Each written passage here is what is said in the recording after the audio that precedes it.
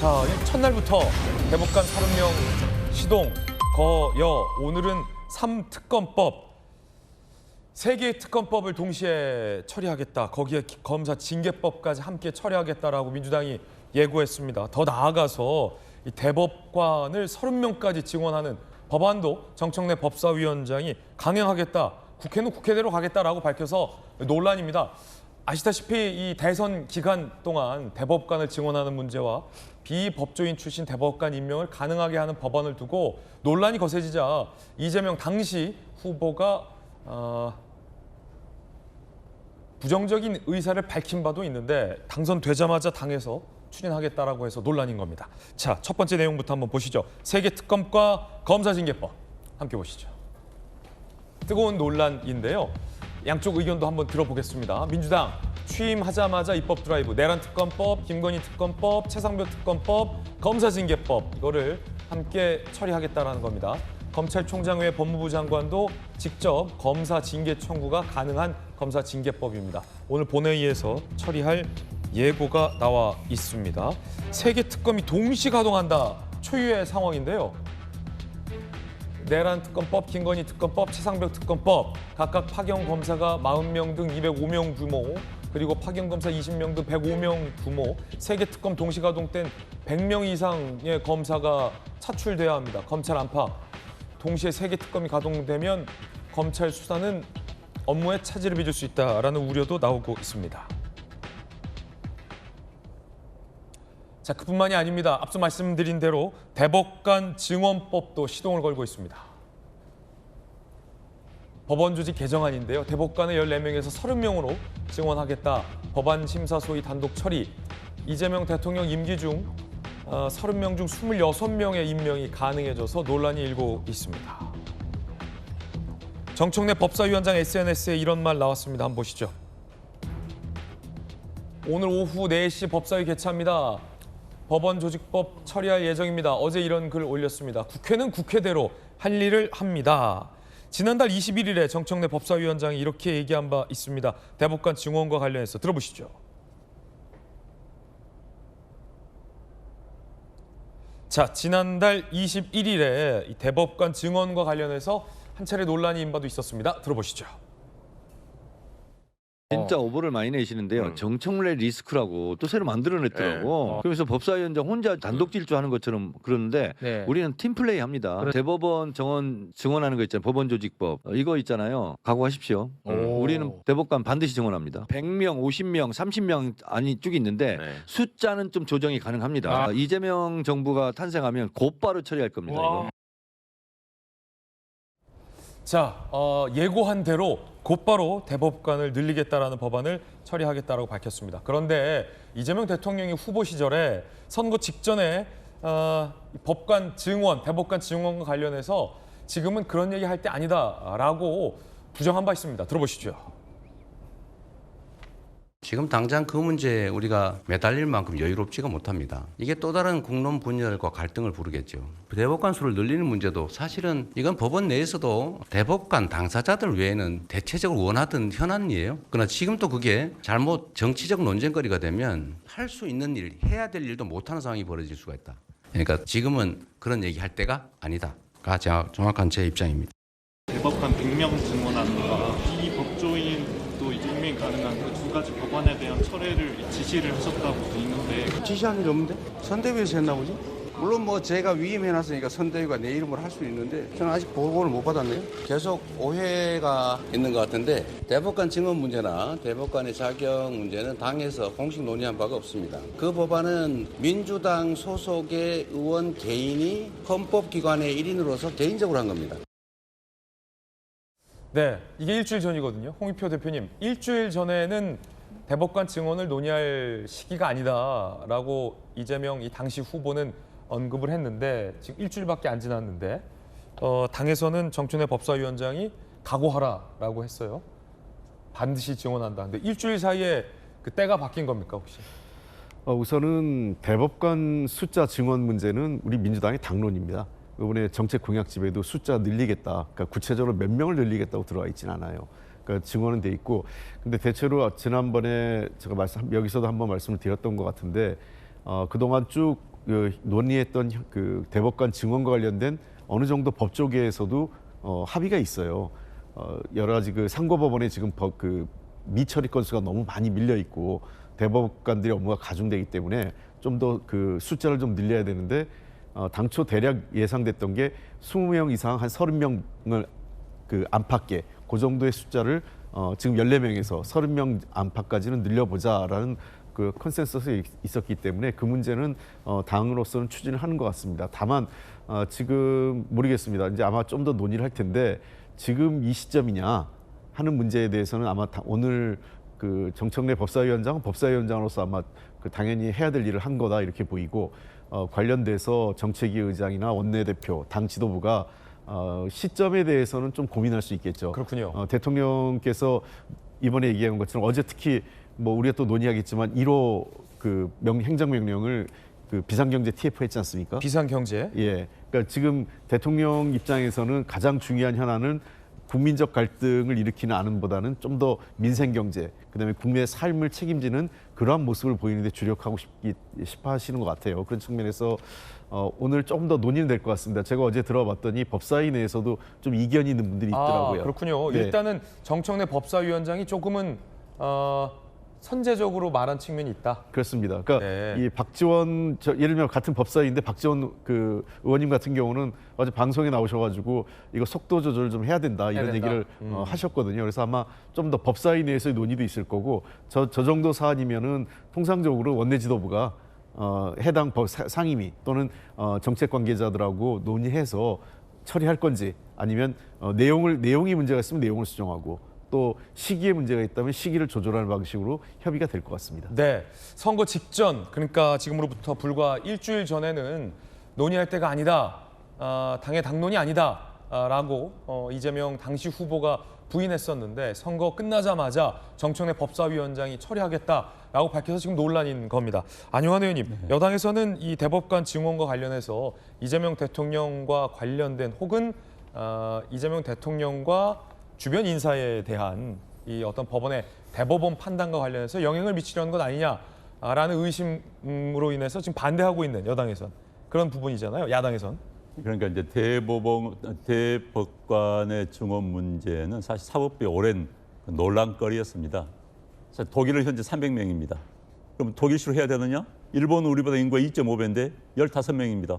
현재 우리는 일본식이죠. 그러니까 사실 논란거리가 많은 주제인 건 맞습니다. 그러나 이제 방금 앵커 말씀하신 것처럼 왜 이 시점에 민주당에서라는 의문이 드는 것이죠. 이제 이런 의혹을 살 수밖에 없는 겁니다. 이재명 현재 대통령이 5개 재판부에서 8개 사건으로 12개 혐의로 재판을 받고 있어요. 그런데 만약에 그중에 한두 개라도 호법에서 유죄가 확정되어 나온다. 그런데 현재 대법관 구도라면 대법관에서 그대로 확정 판결이 나올 수 있다. 그러므로 없기 위해서 새로운 대법관들을 대통령이 대폭 임명해서 상황을 반전시키려는 거 아니냐라는 의심도 나오고 있는 게 사실입니다. 사실 그런데 이 문제는 논란거리예요. 이재명 후보가 대통령이 아니더라도 논란거리 있었습니다. 그러면 이건 굉장한 대한민국의 사법 시스템을 바꾸는 거기 때문에 상당한 수기 과정을 거쳐야 되는 겁니다. 수기 과정이 없이 저렇게 하다 보니까는 저렇게 비난을 받을 수밖에 없는 것이죠. 이재명 대통령이 후보 시절에 아까 인터뷰에 나왔지만 국론 분열과 갈등을 야기시킬 수 있으므로 이건 지금은 거론해서는 안 된다 이야기했지 않습니까? 국론 분열과 갈등은 본인이 알고 있지 않습니까? 그런데 왜 당선되자마자 이것을 통과시키러 갑니까? 그래서 저는 정청래 위원장이 팀플레이를 한다는 이야기했어요. 네. 저 그 말을 이상하게 받아들였습니다. 사실 오늘 보면서 팀플레이를 한다? 그런데 방금 전 이재명 후보가 후보 당시 화면에서 난 모른다. 당에서 알아서 했을 것이다. 그럼 그것마저도 팀플레이가 아닌가라는 생각이 들 수밖에 없는 것이죠. 아니 그러니까 후보는 모른 척하고 법사위원장은 밀어붙이고 이것마저 팀플레이 한 거 아닌가라는 생각이 들 수밖에 없는 거예요. 그렇기 때문에 지금 이재명 대통령이 통합을 이야기한다면은 이 상황이 통합을 이루어 나간 과정입니까? 이 상황 만약에 법사위에서 저런 안건들이 통과된다고 한다면은 통합이라고 쓰고 읽기는 우리 갈 대로 간다. 우리 하고 싶은 대로 한다라고 밖에 볼 수 없는 거예요. 그래서 저건 통합과 어긋나는 일이고요. 정말 수기와 수기를 거쳐야 되는 겁니다. 저는 이재명 대통령이 성공한 대통령이 되고 싶으면은 브라질의 룰라 대통령 케이스를 연구를 하면 돼요. 아마도 지난번 대선 때 이재명 대통령이 그 당시 후보 시절에 계속 룰라 대통령 이야기했습니다. 뭐 살아온 과정이 비슷합니다. 노동자로서 시작했고 룰라 대통령도 손가락이 3개가 없어요. 절삭게 잘렸습니다. 그런 과정을 거쳤는데 룰라 대통령이 되자마자 지지자들의 의도와는 정다른 정책을 씁니다. 이른바 중도 또는 보수적인 경제 정책을 써요. 그래서 퇴임할 때 84%의 지지를 받으면서 퇴임합니다. 왜? 제가 딱 이재명 대통령에게 이야기를 하고 싶어요. 지지자들을 배신하라. 지지자들을 배신하는 순간 퇴임할 때는 엄청난 지지를 받으면서 박수를 받으면서 나올 수 있을 겁니다. 알겠습니다. 지지자들에 끌려다니면 안 되는 거죠. 네. 제가 한 가지만 좀 더 말씀드리고 싶은데요. 네, 다시 홍익표 대표님. 네. 우선 저는 물론 뭐 당정 간에 여당이기 때문에 협의가 필요하지만 대통령이 국회에서의 행동을 이래라 저래라 하는 것은 바람직하지 않습니다. 국회는 국회대로. 저는 기본적으로 정청래 법사위원장 입장은 맞다고 봐요. 국회는 국회대로 일을 하는 거죠. 대통령은 대통령의 일을 하는 거고. 다만 전체적으로 이 사안이 국민적 갈등이나 여러 가지 오해를 불러일으키는 사안도 있기 때문에 기본적인 방향은 대법관 증언에 대해서 저도 동의하거든요. 다만 시점이나 어떤 방식에 대해서 좀 더 수기가 필요하다라는 당내 의견이 상당히 있기 때문에 이 문제에 대해서는 누가 정리해야 되냐면 당이 정리를 해줘야 돼요. 그렇군요. 예, 원내대표가 그래서 원내대표가 있는 거거든요. 원내대표가 당내 의견도 있고 그렇다면 해당 법사위 의원들 또는 이러한 의견을 가지고 있는 법조인 출신 의원들의 의견을 충분히 수렴해서 자 그러면 우리가 증언을 하되 그 방식과 시기 그다음에 어떤 충원 방식, 특히 충원 문제가 제일 핵심적인 내용이 될 거예요.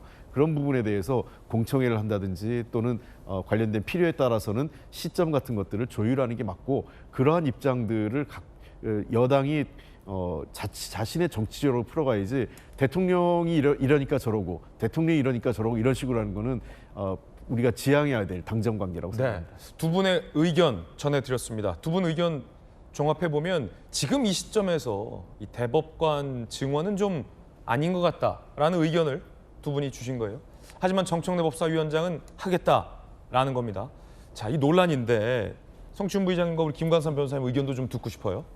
그러니까 이재명 대통령이 지금 당장 받고 있는 이 재판들 그리고 판결이 나온 재판들을 좀 추려보면 공직선거법 위반으로 대법원에서 유죄 취지로 파기환송이 돼서 파기환송심의 이 선고가 좀 남아 있죠. 그리고 이재명 대통령의 이제 위중교사 2심 판결도 앞두고 있습니다. 이 시점에 대법관 증언 이슈를 처리하려 하는 정청래 법사위원장과 민주당 이게 이제 어떻게 바라보냐의 문제인 것 같은데 김관삼 변호사님 어떻게 보십니까? 제가 이제 몇 가지를 지적하고 싶은데 일단 어제는 이재명 대통령이 취임하는 날 아니에요? 그럼 이제 취임 축하 자료가 돼야 하는데 바로 이제 정청래 법사위원장이 지금 논란의 대상이 됐는 이제 법을 통과시켰다고 공언한 거 아닙니까? 또 소위에서 또 통과를 시켰죠. 근데 이게 제가 볼 때는 이재명 정부의 앞날을 보는 것이다 저는 그렇게 봐요. 어제 취임사에서는 저런 얘기 한마디도 안 했어요. 통합과 민생 얘기하지 않았습니까? 그런데 어제 법사위에서 한 것은 통합이나 민생과 상관이 없어요. 오히려 반대되는 법안이죠. 통합을 한다고 했는데 국론 분열과 갈등을 일으키는 법안을 통과시키겠다는 거 아니에요? 굉장히 그게 모순이 있는 거고. 어제 특검법과 관련해서 특검할 수 있죠. 예. 진상규명 할 수 있는데 그것도 모순적인 것이 뭐냐면 지금 이재명 정부랄지 민주당 기준은 그거 아니에요? 검찰의 수사와 기소를 분리하겠다. 그렇게 이 얘기를 해놓고 왜 검사들을 막 100명 이상을 특검반에 투입을 합니까? 왜 100명 이상을 갖다가 수사를 하게 만들어요? 그럼 이전에 검사를 수사 못하겠다는 거하고 배치되는 행위를 하고 있는 거예요. 어떻게 보면 자신들의 어떤 정치적인 이득을 위해서 검사를 또 이용하는 거예요. 그리고 특검 끝나면 수사기소 분리돼서 검사들은 또 팽당하는 경우가 생길 수 있겠죠. 그래서 저는 이제 특검법에 대한 반대하지는 않지만 이건 민주당이 아주 모순적인 행동을 하고 있다. 그렇게 볼 수 있고 그다음에 이제 대법관 증언법은 이게 굉장히 중요한 문제입니다. 이제 첫 번째는 뭐냐면 이재명 후보와 관련이 있고 없고 그것만 국민들이 다 아니까 더 설명할 필요는 없어요. 지금 대법관 14명 아닙니까? 자, 30명 돼요. 그러면 제일 중요한 것 중에 하나가 전원합의체라는 대법원의 기능이 있습니다. 이게 엄청나게 중요한 거예요. 새로운 법 논리를 개발하고 그다음에 기존에 있던 판례가 시대적으로 맞지 않으면 사실 이게 변경하는 엄청난 중요한 역할을 하는데 그러면 그냥 뭐 30명 늘려가지고 전원합의체를 어떻게 할 것이냐. 지금 법원이 적체될 때 이걸 어떻게 할 것이냐. 사실은 대법관을 30명 늘리는 것은요. 우리나라 사법 시스템에 있어서 엄청난 영향이 있는 거거든요. 이걸 민주당이 일방적으로 그것도 시점 같은 거 따지지 않고 공청회 한번 하지 않고 그다음에 대법원이랄지 관련된 기관의 의견 한번 듣지 않고 이걸 그냥 증언하겠다는 거야. 증언했을 때 어떤 부정적인 요소. 공수처법도 사실은 이걸 그냥 망원에 통과시켰으니까 이번에 내란죄에 관련된 비상계엄 관련해서 얼마나 구멍이 많이 있었습니까? 뻔하게 그런 현상이 나타날 거예요. 그래서 30명으로 증언하자. 저도 그전에 30명 증언하자에 동의한 사람 중에 하나입니다. 너무나 사건이 많이 적체되어 있어서 변호사로서 어떤 국민이랄지 민원인들이 받는 피해가 엄청 많아요. 증언을 하자는 거예요. 하지만 단계적으로 하되 거기에 따른 부작용이랄지 대법원의 역할이랄지 이런 사법 시스템이 붕괴되지 않고 제대로 작동할 수 있도록 수기 과정을 거쳐야 하는데 그걸 거치지 않는 이 시점에 과연 이게 적당하냐 이런 문제가 있는 거예요. 그래서 이거 말고도 뭐 이재명 대통령 관련된 뭐 재판 이런 문제도 물론 당연히 있지만 이것은 단순히 이재명이라는 대통령 재판과 한정된 문제가 아니에요. 국가의 어떤 사법 시스템과 관련된 문제이기 때문에 이 부분을 좀 더 숙고를 하고 의견을 드려야 한다. 국민의힘에서 반대한다라도 반대한다고 해요. 그렇지만 합리적인 의견이 있고 증언이 합당하다고 한다면 그건 순차적으로 증언할 수 있는 문제죠. 그래서 이게 번개불에 콩튀어 먹듯이 막 통과를 시키고 뭔가 우리가 목표를 정해놓고 과정은 아무 상관없이 가겠다는 이것은 잘못된 거죠.